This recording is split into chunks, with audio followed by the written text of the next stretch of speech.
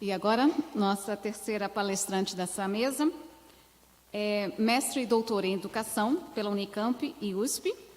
Trabalha com tecnologia educacional desde 1993 e atualmente é professora e coordenadora da graduação de Tecnologia em Design Educacional da Unifesp. E oferece... Não fui rápida. E oferece uma disciplina multicamp sobre jogos, games e gamificação para toda a universidade. Autora de vários jogos e experiências imersivas e pervasivas em ambientes virtuais e em museus. Coordenadora do projeto de game Deep Design Educational... desculpe, comecei em inglês e terminei em português. Design Educacional de Estratégias Pedagógicas, contemplado pelo edital de inovação da CAPES. Então, por favor, Paula Carolei.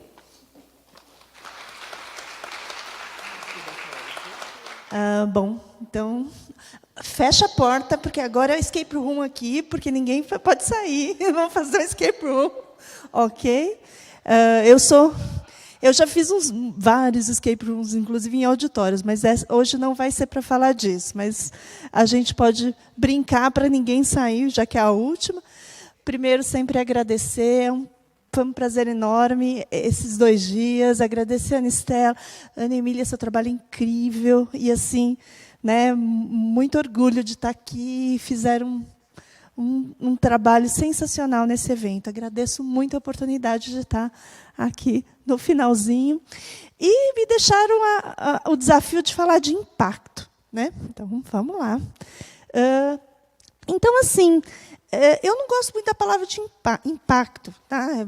Do Pierre Levy, até fala assim, eu gosto mais de pensar na questão da reverberação, do quanto isso transforma. Então, é claro que, às vezes, a gente tem essa ideia do impacto como algo destrutivo, algo que...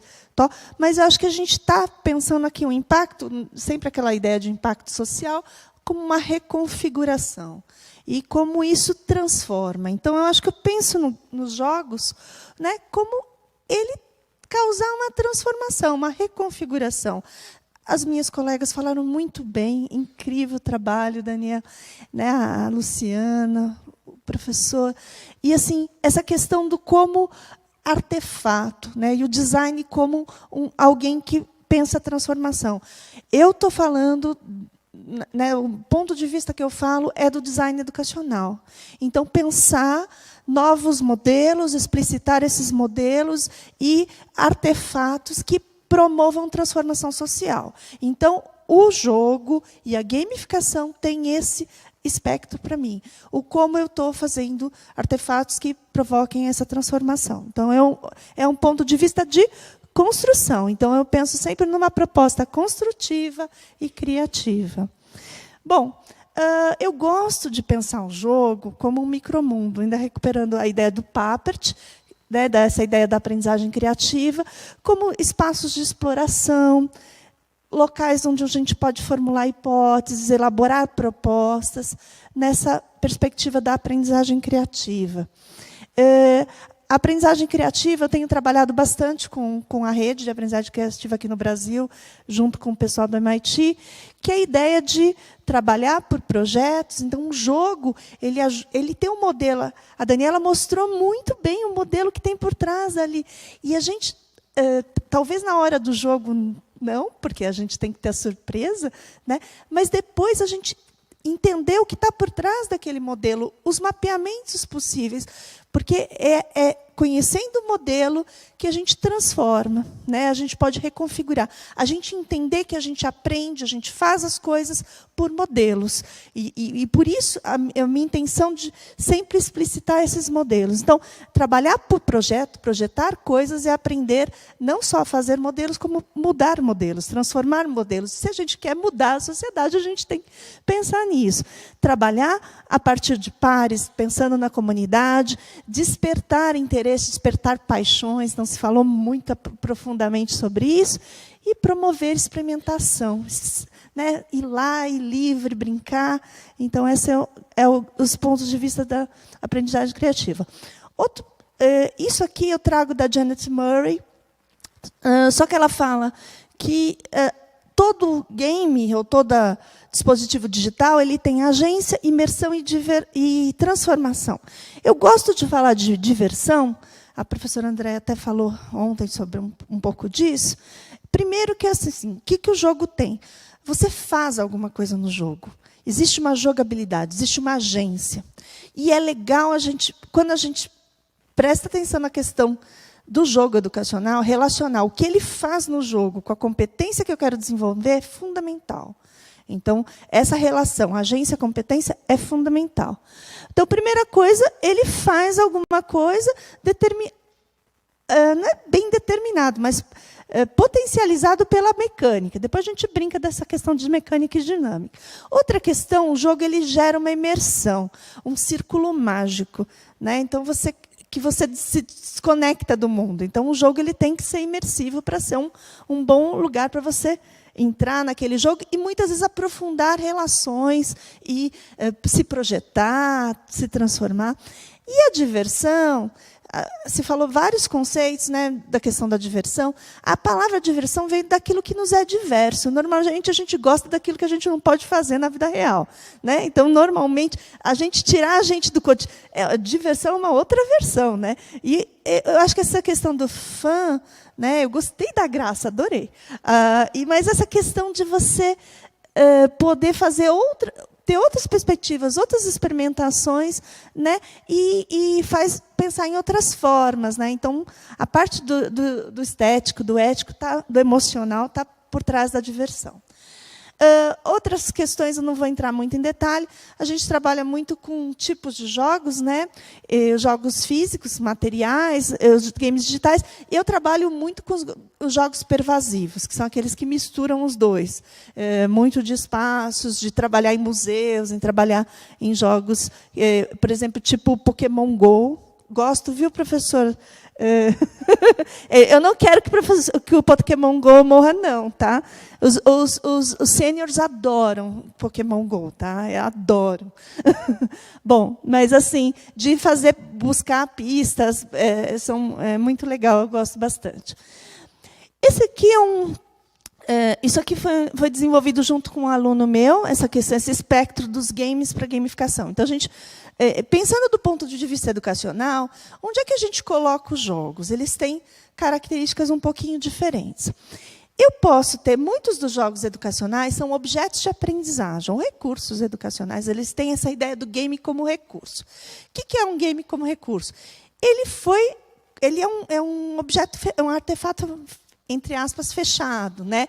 Fechado em si, ele tem uma programação, uma mecânica, e foi criado com um objetivo para ensinar determinada coisa, né? Então, ele tem uma metodologia de produção específica que os designers usam, né? Muitas vezes e normalmente ele tem um metadado, ele pode ser reutilizado, então tem toda a questão do game como objeto de aprendizado. Tem alguns games, também pode ser com objetivos educacionais, que proporcionam algum tipo de experiência. Então, por exemplo, os games de simulação, como vocês estão fazendo, a ideia é proporcionar uma experiência num sentido de se colocar lá no lugar do médico, ou que eu vou mostrar que vai se colocar no lugar do professor. Então, são essas questões. Então, são simulações de situações reais, né? Ele tem uma etapa provocativa, algo que ele tem que responder, uma autoria, uma projeção, e, às vezes, tem reprodução de rotina. Às vezes, o game não é uma reprodução de simulação. Ele é uma vivência simbólica. É algo que faz você dramatizar mais, se colocar em papéis. O foco mais é em relações empáticas, estéticas, e, muitas vezes, até em cenários fantásticos. Isso, muitas vezes, serve para projeções psicológicas, e, né, são jogos de vivência de papéis, né? Tem games que são espaços de criação, ou espaços, por exemplo, o metaverso, ou tipo o Scratch, ou lá o Minecraft, são locais que você cria coisas. E já a gamificação não é um jogo.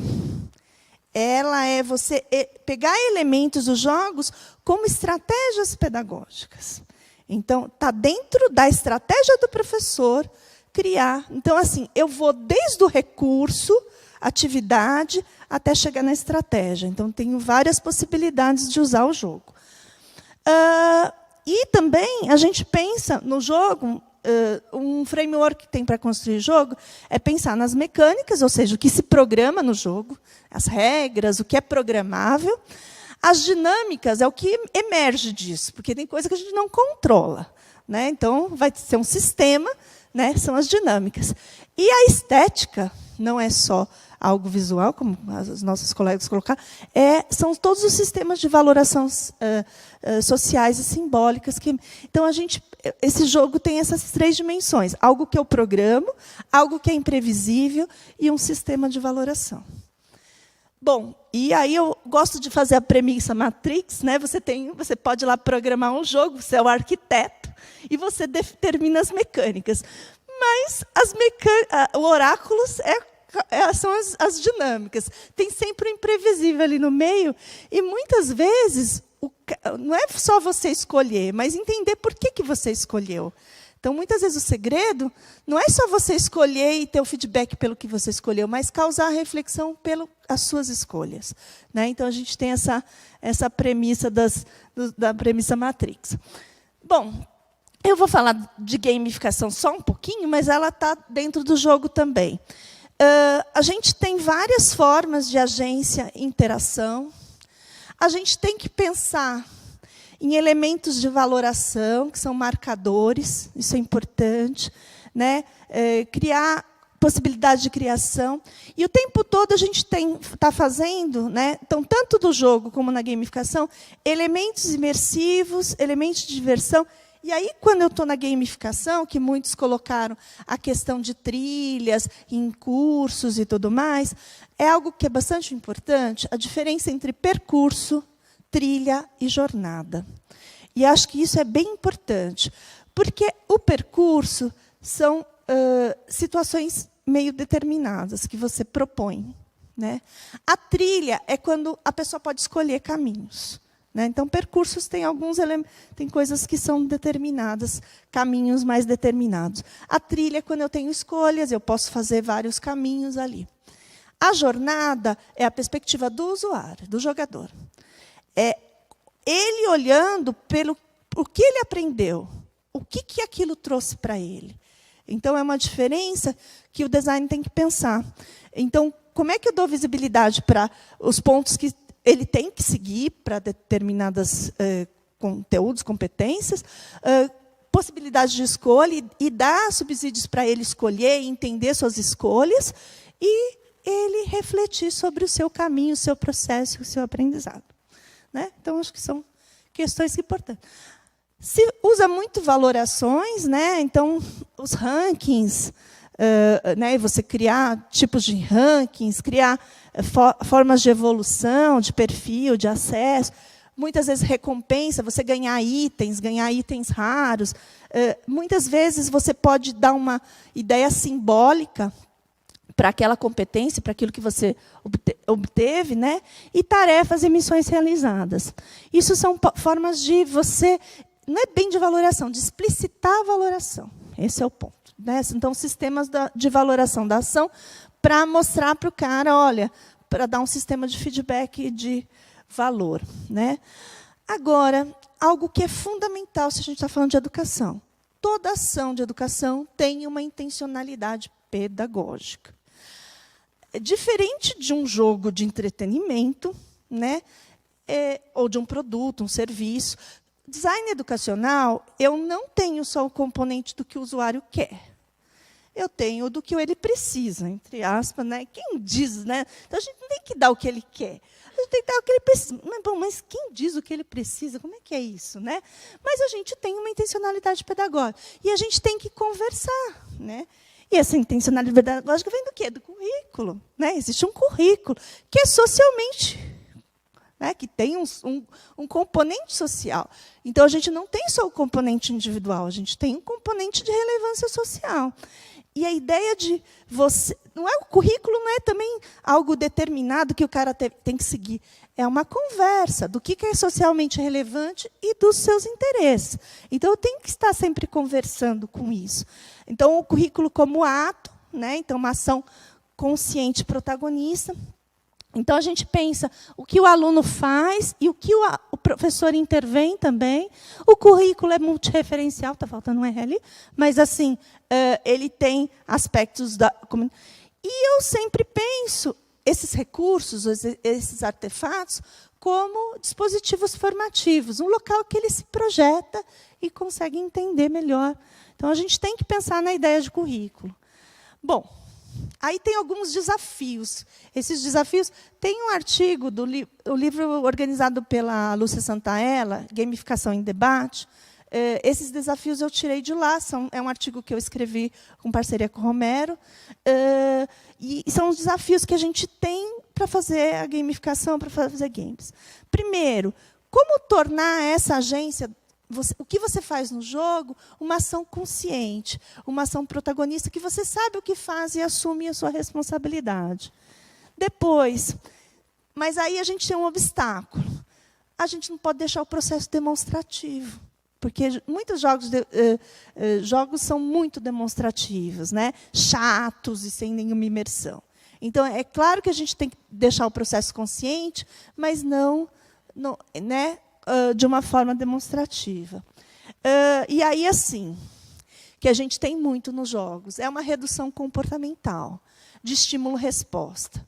Então, que mata aquela complexidade, aquela coisa bem cartesiana, né, de simplificar. E, muitas vezes, algo muito demonstrativo e indutivo. Ao invés do cara explorar e descobrir, você já dá o que ele tem que fazer, dá um estímulo e uma reação muito simples. Então, essa ideia de complexificar é importante. Eu tento... como a gente trabalha por projeto, a gente trabalha... Né, como é que a gente desenvolve uma postura investigativa? Como os jogos ajudam a desenvolver uma postura investigativa? Então, isso me ajuda muito. Então, pensar a consciência na gamificação. Então, tem você se engajar em temas sociais importantes, você ter momentos de exploração, momentos que você tem que ter troca, comunicação, ampliação. Os meus colegas já falaram bastante disso, acho que foi muito legal já.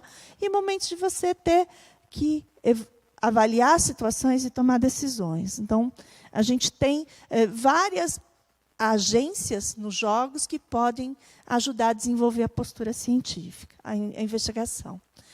A questão da imersão, as metáforas, os cenários, os personagens. Agora, e tem também, faltou aqui algo que é fundamental, que é a questão das narrativas. E acho que assim, não faltou um slide aqui só. E as narrativas, elas são construídas. A professora, eu não vou aprofundar nisso, a professora, esqueci o nome dela, dali, você. Mas, Alessandra. A Alessandra apresentou casos incríveis de construção de narrativas e como a gente tem uma narrativa, muitas vezes, que a gente... Quando eu construo jogos em museus, eu tenho uma narrativa que a gente fala que é descoberta, que a gente vai lá no lugar e descobre as coisas, mas a gente tem a parte inventada. E a gente faz uma misturada, né? A gente faz uma negociação com isso. Isso é um processo incrível, quando a gente constrói isso, e isso gera possibilidades imensas, e acho que a gente tem que apostar nisso. E possibilita contextualização e projeção. A questão da diversão, é que nem... a gente tem que causar tensão, causar sofrimento é bom de vez em quando, né? As emoções, a motivação e o engajamento.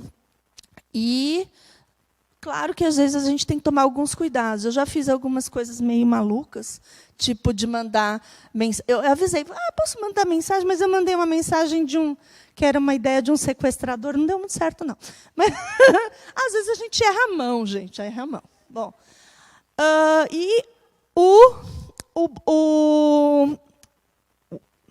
principal obstáculo, muitas vezes, é como é que você deixa ele agir, mas também, muitas vezes, para não deixar ele perdido. Como é que você deixa pistas? Né? Então, são coisas aqui. E pensar sempre na interatividade e na colaboração. Rapidinho, vou mostrar, isso eu já falei, e a importância do mapear, que também já foi colocado. Eu vou mostrar o jogo.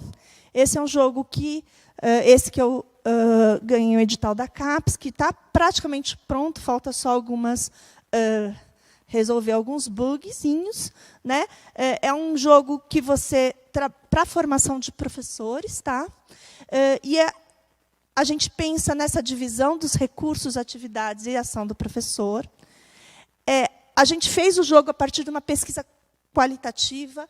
Eu fiz um curso para mais de 200 professores. Eles responderam como é que eles planejam suas aulas, que recursos que eles usam, que estratégias eles usam. E, a partir disso, eu montei os elementos do jogo. A gente fez várias. A gente separou os elementos dos jogos a partir dos modelos educacionais que estavam por trás deles.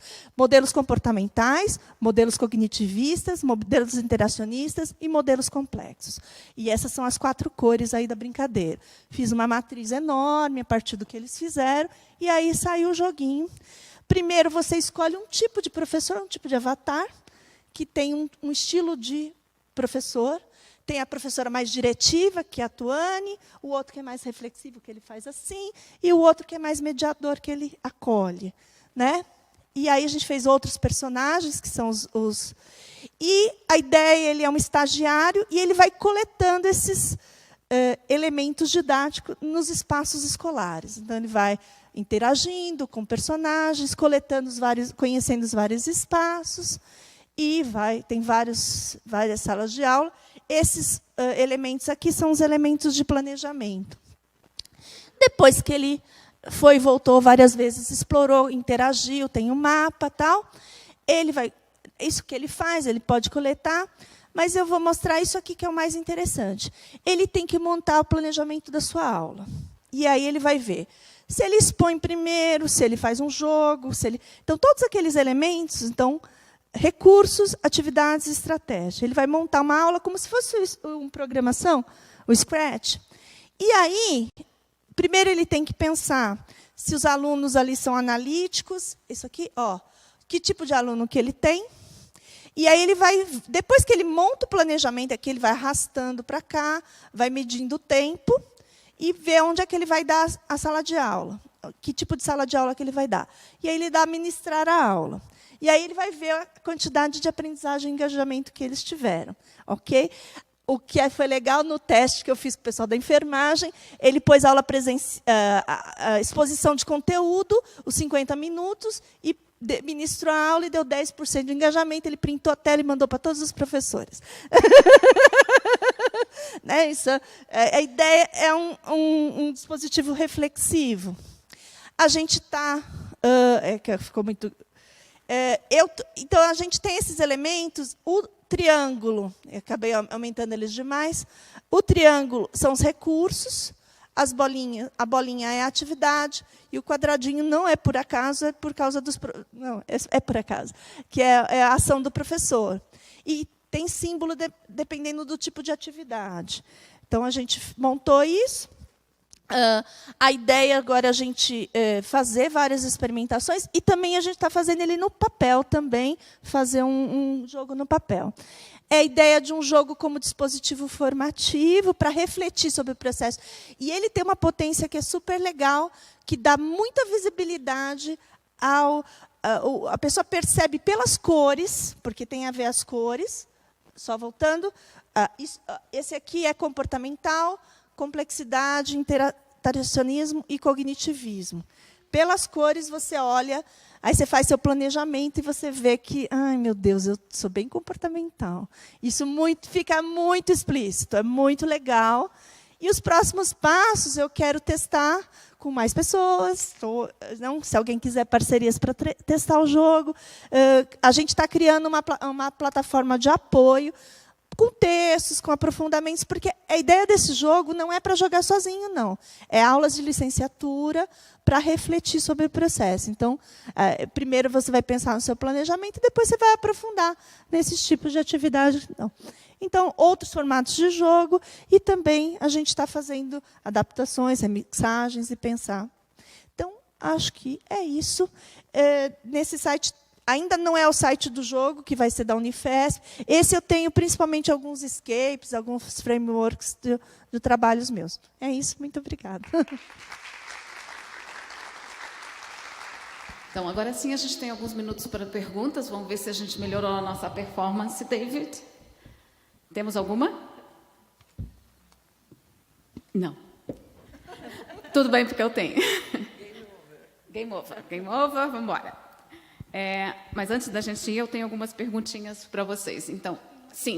Então, uma pergunta. Aqui primeiro, né?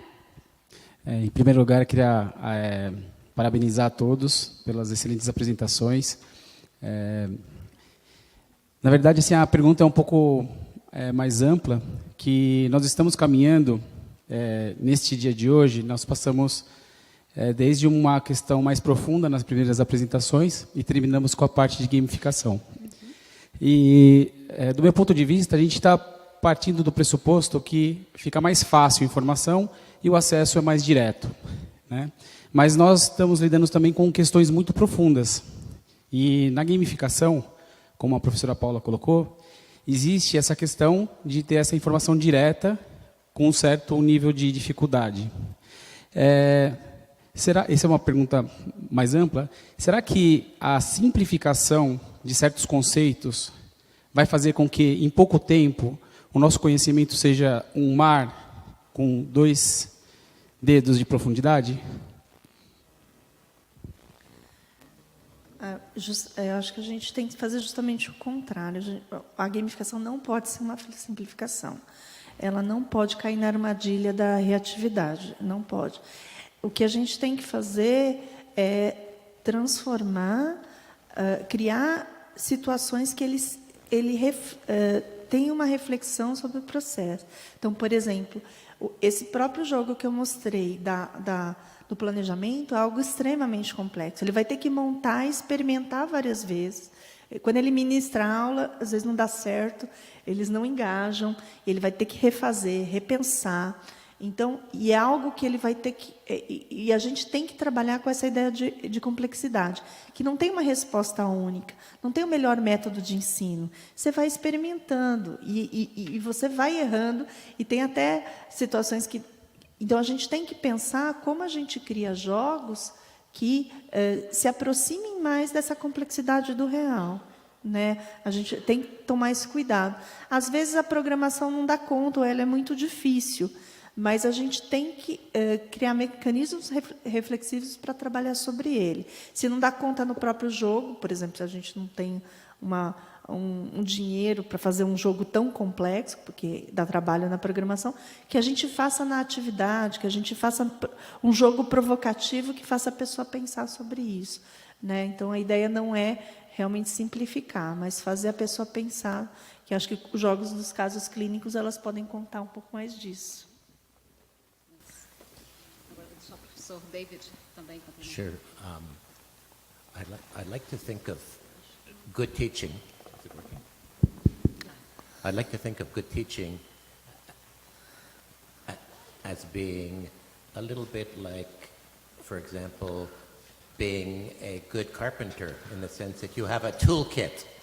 I use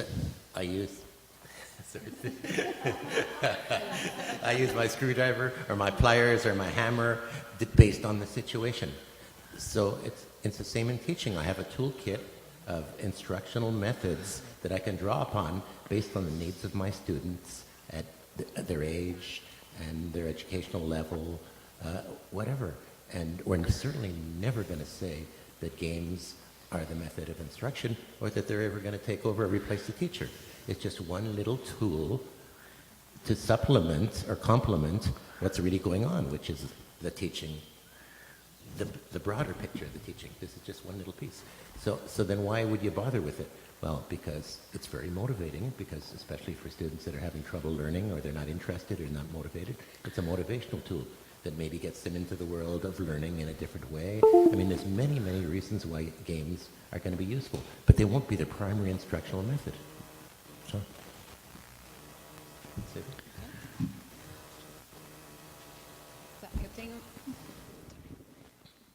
Eu tenho mais uma pergunta aqui. Vamos ver quem pode responder. Como avaliar se o jogo foi eficaz a partir de um ponto de vista educacional? E como saber se, de fato, os jogadores alcançaram seus objetivos?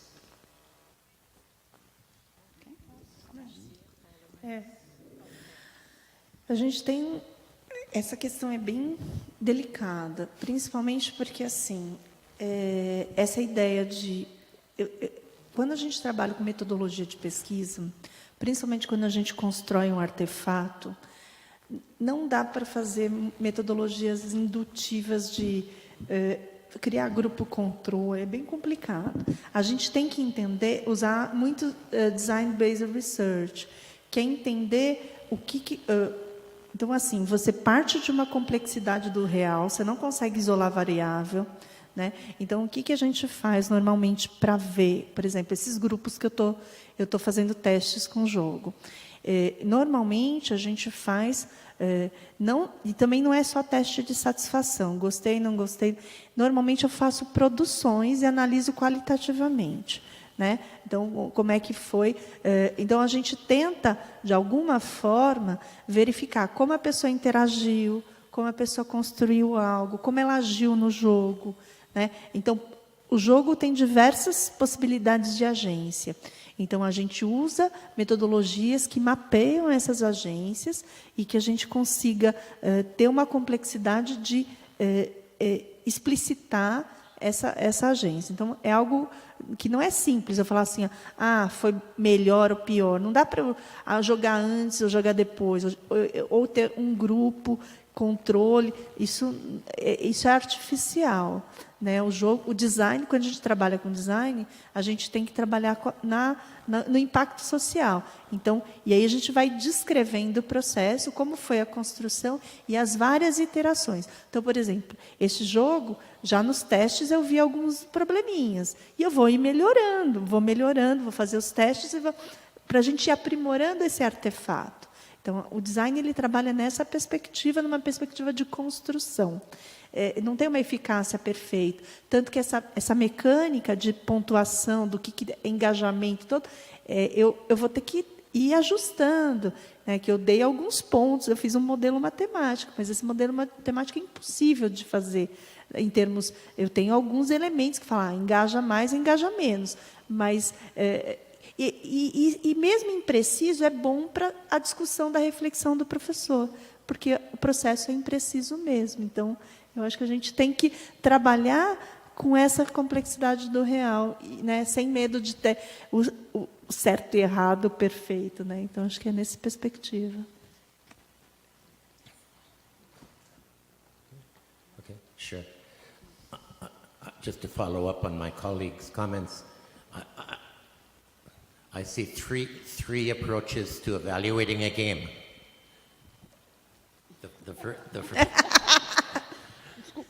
I'm talking to myself.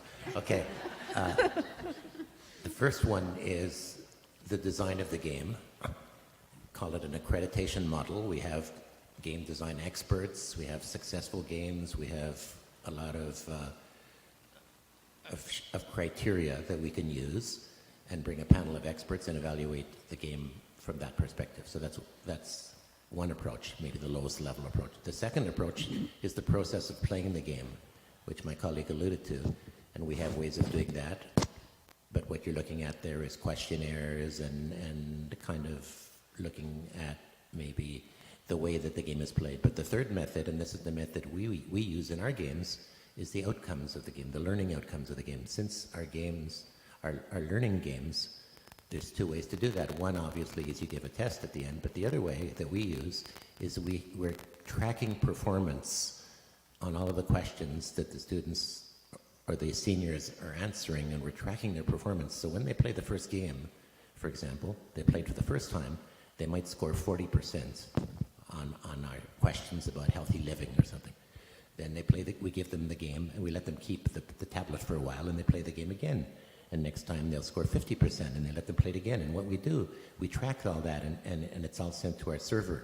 So we can actually see how many times they play the game and what their scores are, to the point where they achieve mastery, where they're scoring close to 100% based on our records. So then we know that they've learned and achieved the objectives of our game. So that's how we do it. Nós temos mais uma pergunta, eu acho que eu vou colocar como a última. Uhum. Quais ações são necessárias para efetivamente termos um letramento digital suficiente para conseguirmos fazer uso da gamificação e com a complexidade necessária para a perspectiva pedagógica? Posso responder? Já que a gente está terminando a mesa, eu já vou fazer um fechamento aqui com essa pergunta. Primeiro, a gamificação sempre existiu. Agora a gente tem um nome para a coisa. Então, eu me lembro quando eu era pequenininha que... Há muito pouco tempo atrás. Que a professora fazia ditado, por exemplo, na época que a gente tinha que aprender a escrever, né? Então, ela fazia ditado e você ganhava estrelinhas. Isso é gamificação.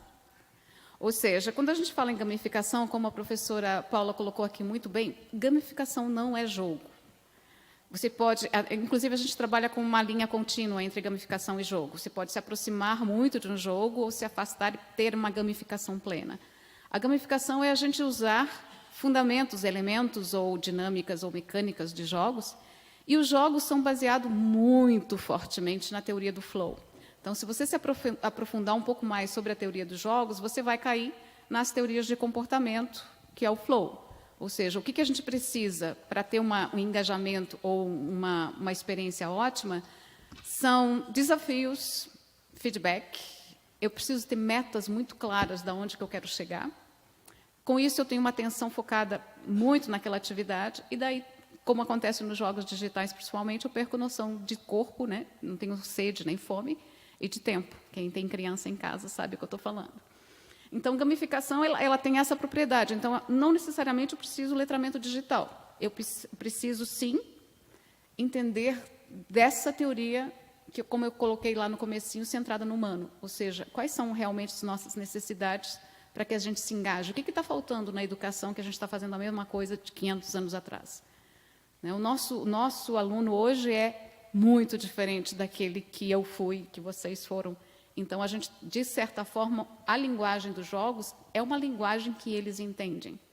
Mas, como os professores antes já colocaram aqui, sim, ele tem um objetivo muito claro. A gente tem que saber onde é que ele está sendo encaixado na ecologia total do ensino. Ele não pode ser separado, ele não pode ser solto. Né? E aí, sim, a gente tem uma complexidade nessa estrutura que beneficia todo mundo. Não sei se eu respondi a pergunta. Senhora moderadora, permite-me que faça uma última questão? Sim, né, Estela? Sim. Eu já roubei o microfone. Então, tá bom. Então, roubou o microfone, nesse caso. Eu queria, obviamente, também dar-vos os parabéns. Acho que foi uma forma excelente de encerrar aqui esta questão das tecnologias digitais, mais concretamente dos jogos, e acho extraordinário o trabalho que têm feito. A Paula tem feito um ótimo trabalho a este nível. David, é confirmação absoluta daquilo que eu já sabia, e a questão que eu queria colocar é uma questão, se calhar, muito complexa, porque a mim já me convenceram que, claramente, eu posso utilizar os jogos ao serviço da educação. A questão é como é que eu convenço, expliquem-me como é que eu convenço os meus colegas do ensino superior, pelo menos em Portugal, a utilizar os jogos, porque parece que, muitas vezes, esta questão da educação e do ensino e da aprendizagem não pode ser uma coisa divertida.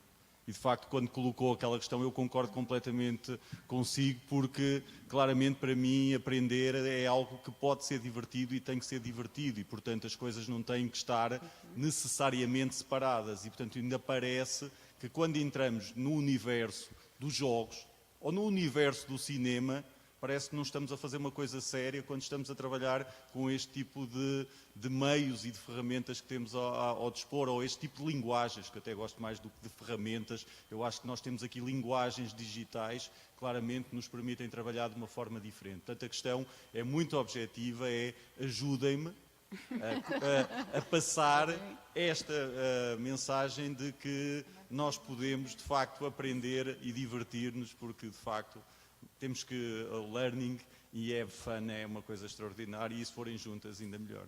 Obrigado. A Maria. Já faz.